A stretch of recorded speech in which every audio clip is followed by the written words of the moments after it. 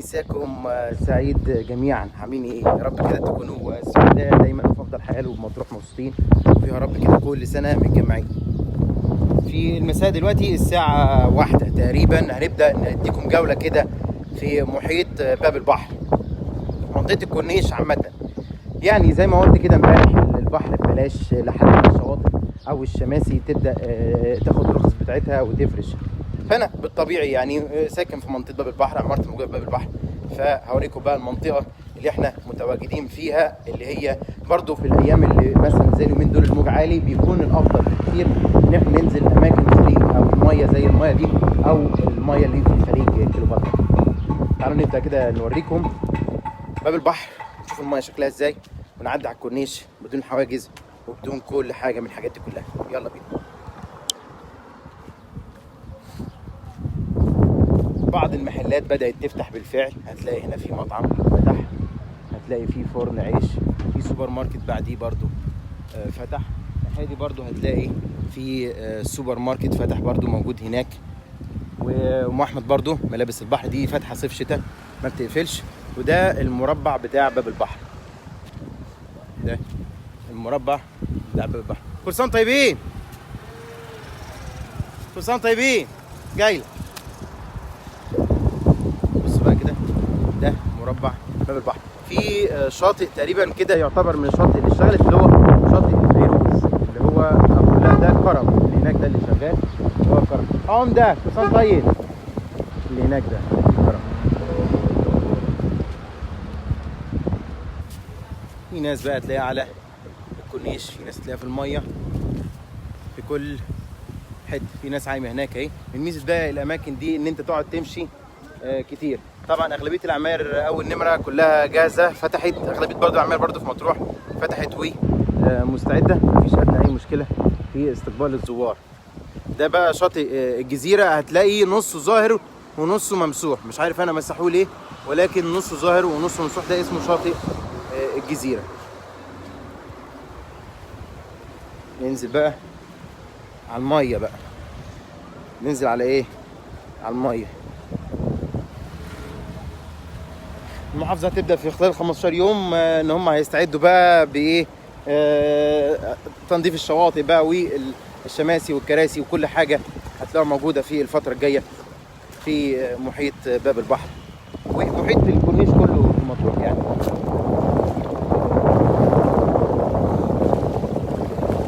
ده المربع بتاع باب البحر، الميه بتاعته حلوه.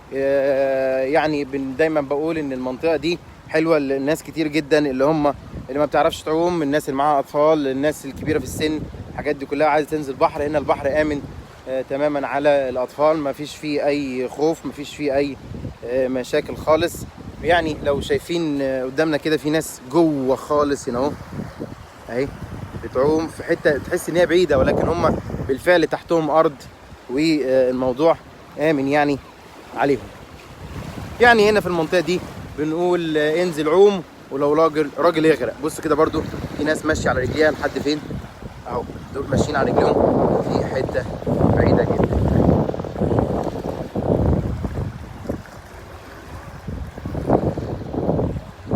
فمن الشواطئ المميزة اللي انا بحبها من حيث الاطفال ما بيعرفش يعوم اي حد من الحاجات دي كلها، بيكون ده الملجأ الآمن ليه والمصيف الآمن ليه. خلال اليومين اللي جايين دول 15 يوم عدى منهم يوم، فاضلين 14 نقعد نقعدهم يوم يوم لمدة الأيام دي. بقى النهارده كده يعتبر بقى 14 يوم، من هنا لمدة 14 يوم جميع شواطئ مطروح مفتوحة ببلاش. جميع شواطئ مطروح مفتوحة ببلاش، يعني انت اذا هنا حتى الشواطئ قريبة من العماير. يعني انت لو جيت مثلا سكنت هنا، سكنت اول تاني نمرة رابع نمرة، مش مشكلة خالص، هتلاقي الدنيا تمام، مفيش فيها ادنى اي مشكلة خالص. هتقدر تنزل المية وترجع تاني بدون ما تأجر شمسية والحاجات دي كلها، لحد ما يبقى في خدمات بقى على الشواطئ ونبدأ نشوف الشماسي والكراسي. وده هنبدأ مع بعض هنرصدهم، يعني اكيد هتلاقوني دايما بصور لكم اول باول الحال على وضعه، يعني كما هو عليه اول باول.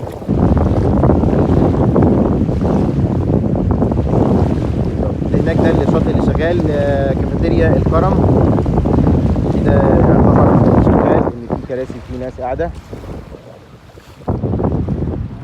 وادي الناحيه دي اهي محيط باب البحر كله طبعا هتلاقيه مفتوح، مفيش فيه ادنى اي مشكله خالص.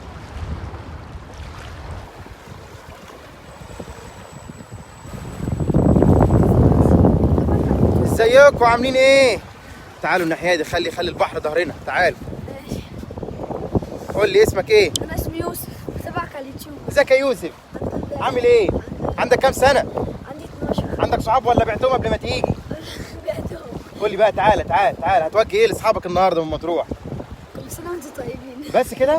قول لي بقى عشان نحاول نوقع ما بينك وما بين مامتك وباباك، بتحب مين اكتر، بابا ولا ماما؟ الاثنين. اعترف يا. بيقولوا الواد لامه، تعالى بيقولوا الواد لامه، ده صح ولا غلط؟ الواد لامه يعني بيحب امه اكتر. لا بحب. انت كده مذاكرني كويس قوي على اليوتيوب. ايوه. عشان كده مش عايز تقع في الفخ ده. يلا كل سنه وانت طيب. ازيك؟ تعالي رايحه فين؟ اسمك ايه؟ ازيك يا جانا؟ عندك كام سنه؟ 10. عندك صحاب؟ بس في اسكندريه. في اسكندريه. قولي لي اسمهم ايه؟ ما اعرفش. لا قولي. يارا. ايوه ده هم اصحابك ولا اصحابه؟ اصحابك. شفت الكلام يا ورا. يارا ومين تاني؟ ما اعرفش. قولي لي بتحبي مين اكتر، بابا ولا ماما؟ الاثنين. لو قلنا البنت لابوها صح ولا غلط؟ لا. برضه مذاكره انت وشاطره. كل سنه وانت طيبه. تعالوا كده اهوت عشان ناخد من الفيديو سكرين شوت. تعالي كده الناحيه دي. ايوه اضحكوا بس دقيقه واحده. يلا كل سنه وانتم طيبين. يلا باي.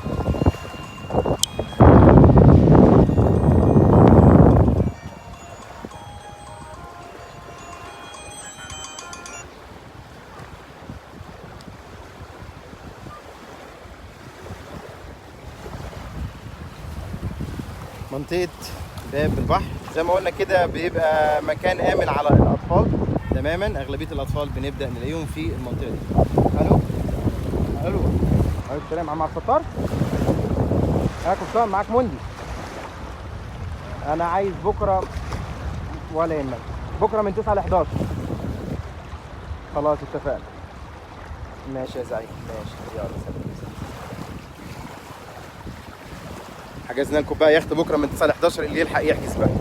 انا اليومين دول شويه مقل في الرحلات البحريه علشان عندي العماره بجهز فيها شويه برضو، بعد اعمال الصيانه والتفتيح والحاجات دي كلها فاضل لي دور، واكون مستعد ب 16 شقه عندي في العماره، وان شاء الله اللي هيبدا يجي برضو من بكره هيلاقي عندي شقق متاحه للجميع. بس في الفتره دي مقل شويه في الرحلات البحريه علشان بس ايه موضوع الصيانه يعني. نطلع بقى مع مجموعه من متابعينا، اي حد بقى من متابعينا بيبقى موجود وعايز يطلع معانا بنوفر له رحله على قد ما نقدر يعني. دي شاطئ من الشواطئ ان شاء الله برضو زي ما قلنا لكم كده هنبدا نشوف الحاجات دي كلها في الفتره اللي جايه. المحافظه تبدا تهتم بيها ونلاقي فيها خدمات ان شاء الله يعني.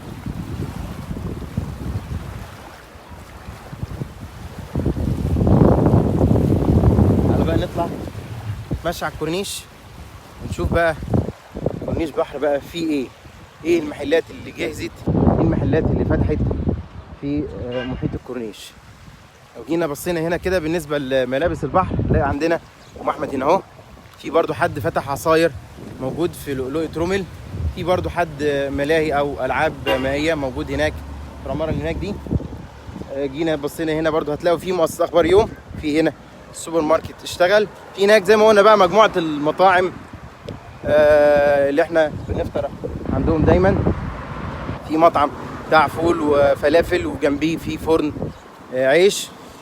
اغلب العماير زي ما قلنا على اول نمره بدات اشتغلت، منهم لامور ولينا فيديو فيه، وكمان لينا تخفيض فيه 5% لاي حد من متابعين موندي. شايف برضو السوبر ماركت موجود هناك فتح في الجزء اللي هناك، وبرضو شفنا بيتزا هاوس كان بيحضر نفسه. في برضو في عمارة الدكتور عادل موجودة على باب البحر كده موجودة هناك، دي فيها السوبر ماركت برضو اشتغل. هتلاقي فيه خدمات خلاص بقت متواجدة على محيط كورنيش باب البحر. هنبدا برضو زي ما انتم شايفين كده، الكورنيش مفتوح للكل، مفيش ادنى اي مشكله. تنزل تعوم تبلبط، تنزل تتمشى على الكورنيش. بالليل بيكون في بيتش باجي، في عجل، الحاجات دي كلها ان شاء الله النهارده هنزل اصورها لكم بالتفصيل. ننزل ونصورها النهارده بالتفصيل.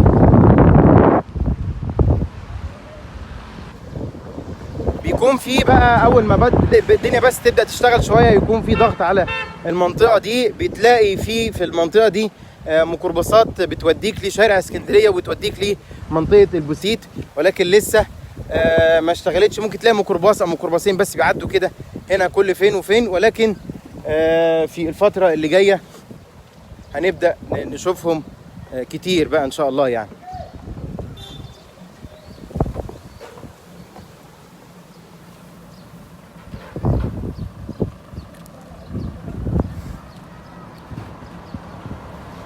تعالوا نروح بقى كده للجماعه بتوع الفول والفلافل. طب استخبى ليه؟ ازيك عامل ايه؟ اخبارك؟ اول مره تيجي مطروح ولا جيت قبل كده؟ امال ايه؟ انا عارف ان البحر بس ما عارف مطروح. ايه انطباعاتك عن مطروح؟ هيقولوا كويس والله. بيقولوا ما نزلتش عمت فيها لحد دلوقتي؟ يلا لا ما تقلقش، انزل عوم هنا على مسؤوليتك. على مسؤوليتي. شفت الكلام، هينزل عوم على طول. كل سنه وانت طيب. عامل ايه؟ كل سنه وانتم طيبين. ادي انت في سوبر ماركت اهو فاتح الناحيه دي. كل سنه طيب يا زعيم. هتبدا كامل امتى؟ النهارده يعني بكره هندي جوله هنلاقي كل حاجه مفروشه. الله ينور الله ينور. ان شاء الله ان شاء الله يا رب. وادي اهو بتاع الفول والفلافل وجنبيه بتاع العيش.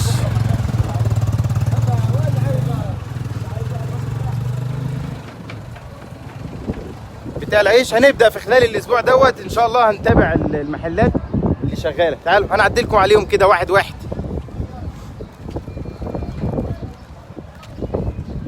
وادي بشرة خير هناك ده فتح برضو اهو. يعني ادي في محل كمان هنا اهو كمان فتح، ده فاتح بدا ينزل بضاعه. ده على فكره ما قفلش طول الشتاء، هيبدا بقى يملى بضاعه الفتره اللي جايه ونشوفه. ده اسمه برج الدكتور عادل، مشهور قوي كده في باب البحر بالاسم ده. كل سنه طيبين.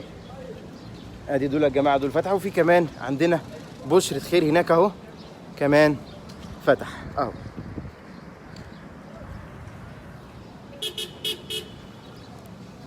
ده كده كلام كده. احنا بقى ايه يعني نتكلم بقى في حته الاكل والشرب والحاجات دي كلها. باب البحر بقت متاحه مفيش فيها ادنى اي مشكله. شويه كده هنلاقي الميكروباصات هتبدا تشتغل. الطريق دوت اللي هو الناس اللي بتسال ده اللي بيودي على مينا حشيش. ثواني كده اجيبه لكم تاني. الطريق ده اللي بيودي على مينا حشيش بيودي على الاندلسيه. ما بنقدرش نروح منه شاطئ عالم الروم او الرميله، لازم لو خدته كده تاخد منه طالعه كده يمين عشان تطلعك على عالم الروم، وبعد كده منها تكمل على عالم الروم، شاطئ عالم الروم او شاطئ الرميله. ادي في سوبر ماركت تاني فاتح اهو. وهنا بيكون في عندنا صيدليه برضو بيبقى فاتحه في المربع دوت اللي هي صيدليه دكتوره ايزيس 2. ليها في عند الشاشاعي، وفي ليها هنا برضو، وفي بيتزا هاوس انا شفته من يومين بيوضب، فوارد ان احنا نبدا نشوفه اليومين الجايين دول بيفتح والدنيا تبقى حلوه يعني. ده يعني كانت جولة كده بسيطة في مربع باب البحر ببعض الخدمات اللي بدأت تتوفر في المنطقة باستثناء الشماسي اللي هنبدأ نشوفه برضو الفترة اللي جاية. ده مربع باب البحر.